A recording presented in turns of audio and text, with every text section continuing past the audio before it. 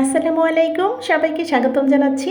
আজকের আয়োজনে থাকছে খুব অল্প উপকরণের চটজলদি কাঁঠাল বিচি ভাজি রেসিপি।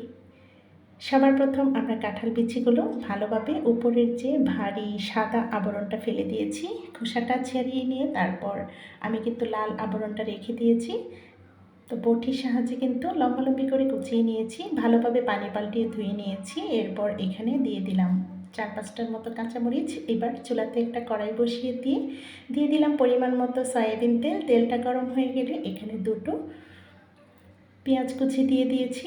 দিয়ে আমরা পেঁয়াজটা নরম করে ভেজে নিচ্ছি। নরম করে ভেজে নেওয়ার পর কেটে ধুয়ে নেওয়া সমস্ত কাঁঠাল বিচিগুলো দিয়ে দিলাম।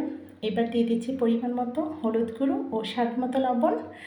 ব্যাস এতটুকুই আমরা মশলা ব্যবহার করব।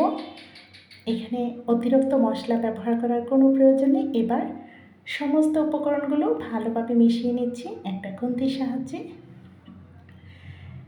এই পর্যায়ে আপনারা চাইলে কিন্তু এখানে সামান্য একটু পানি দিয়ে দিতে পারেন। কাঁঠাল বিচি সেদ্ধ হতে খুব একটা সময় লাগে না, সেজন্য কিন্তু যেহেতু মুচমুচে করে করব সেজন্য আমি পানি ব্যবহার করিনি।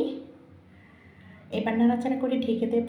চুলার আগুনটা মাঝারি আঁচে রেখে বা মিডিয়াম টু লো ফ্লেমে রেখে আমরা কাঁঠাল বিচিটা ভালোভাবে ভেজে নেব। এবার কিন্তু 90% সেদ্ধ হয়ে গেছে। এই পর্যায়ে চুলার আগুনটা দেখতেই পাচ্ছেন মাঝারি আঁচে রেখে আমরা আবারও নাড়াচাড়া করে নিচ্ছি। এই পর্যায়ে কিন্তু অতি সহজ এবং অল্প উপকরণের চটজলদি কাঁঠাল বিচির ভাজি রেসিপিটি হয়ে গেছে। এটা যদি থাকে গরম ভাতের সাথে অন্য কিছু প্রয়োজন হবে বলে আমার মনে হয় না। এই কাঁঠালের দিনে যদি এখনও কাঁঠাল থাকতে থাকতে এই কাঁঠালের বিচিগুলো থাকতে থাকতে যদি না তৈরি করে খান তাহলে কিন্তু পস্তাতে হবে। আশা করি আজকে সহজ রেসিপিতে কাঁঠাল বিচি ভাজি রেসিপি আপনাদের ভালো লেগেছে। যদি ভালো লাগে একবার হলে তৈরি করবেন, আর লাইক কমেন্ট শেয়ার করতে ভুলবেন না। চ্যানেলটিকে সাবস্ক্রাইব করে আমার পাশে থেকে যেতে পারেন। সবাইকে ধন্যবাদ। আসসালামু আলাইকুম।